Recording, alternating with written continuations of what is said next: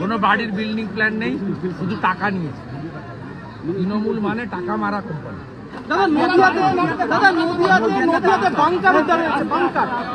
সব বাংকার উপড়ে ফেলবে বিএসএফ, যথেষ্ট সব উপড়ে ফেলবে। বিএসএফ সক্রিয় হয়েছে, এদের 12টা বাজিয়ে 13টা হয়।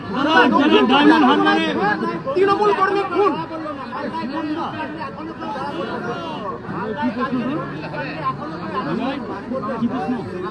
অ্যারেস্ট হবে কি করে? তৃণমূলের নেতারা ছিল তো। লাইসেন্স বন্দুক রাখলেই এইভাবে প্রকাশ্যে ফায়ারিং করা যায়? তার তো লাইসেন্সের কন্ডিশন ভায়োলেশন হয়েছে। সে যদি আক্রান্ত হয়, তার প্রতি আক্রমণের জন্যই ওই বন্দুকের লাইসেন্স। তাকে সমাজে অনুষ্ঠানে গুলি করার জন্য নয়।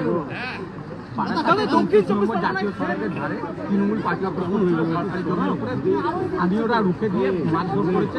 প্রথমে মারধর করেছে, তারপরে